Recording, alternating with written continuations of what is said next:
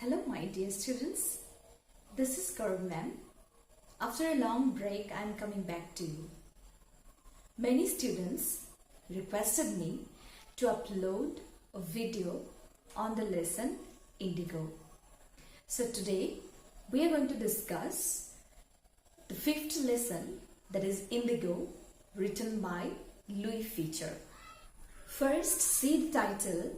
The title of the story is Indigo. Do you know what is indigo? Is it indigo color? No. Indigo is a color. Indigo is a natural dye which is extracted from certain leaves of the plants and which is often used or associated with denim clothes. This story is about Indigo movement, Indigo revolt or Nil Bidro, which took place in Champaran in 1917. And this Indigo movement was the first satyagraha in India led by Mahatma Gandhi. Indigo movement was a peasant movement.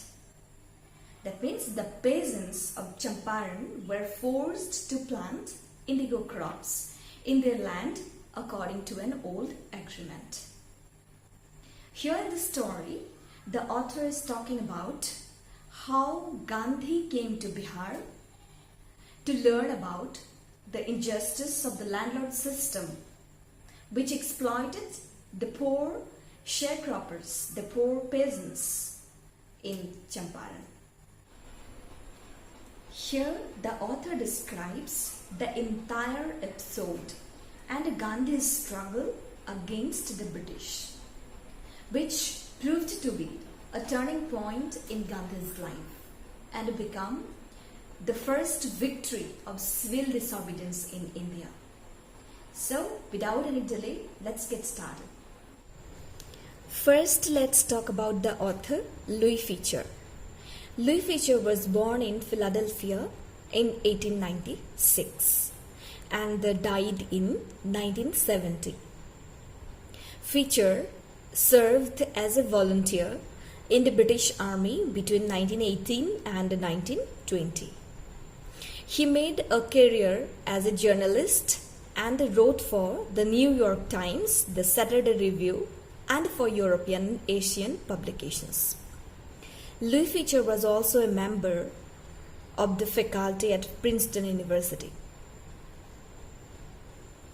The following is an excerpt from his book, The Life of Mahatma Gandhi. And this book has been reviewed as one of the best books written on Gandhi by Times Educational Supplement.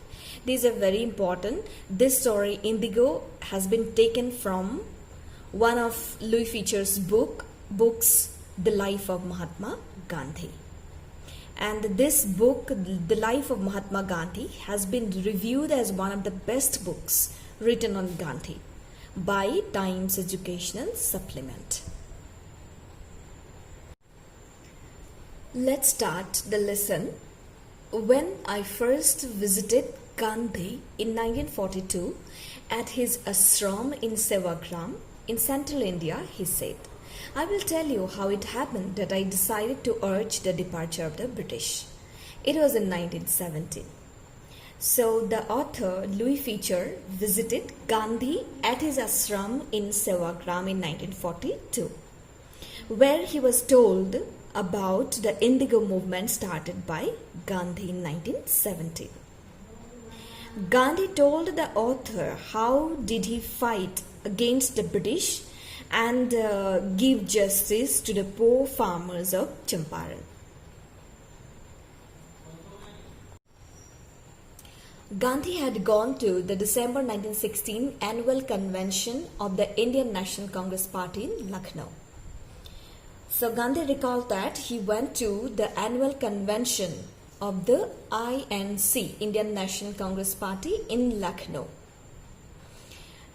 And there were 2,301 delegates and many visitors. And he also said that during the proceedings, a peasant came up to me looking like any other peasant in India, poor and emaciated. Peasant means farmer, and said, I am Rajkumar Shukla. I am from Champaran and I want you to come to my district. So during the proceedings, a peasant named Rajkumar Shukla came to Gandhi and requested him to visit his district. That means his district was Champaran. But Gandhi had never heard of the place. It was in the foothills of the towering Himalayas near the kingdom of Nepal. That is very important. It is frequently given in the exam. Where was Champaran? So Champaran was in Bihar. It was in the foothills of the towering Himalayas near the kingdom of Nepal. So the name of the peasant was Rajkumar Shukla, and he belonged to Champaran. He came to that convention to meet Gandhi. So who was Rajkumar Shukla? Rajkumar Shukla was a poor sharecropper from Champaran. And a sharecropper means a peasant who gives part of their crop as rent to the owner of the land. So the peasants of Champaran were sharecroppers. And Rajkumar Shukla was one of them.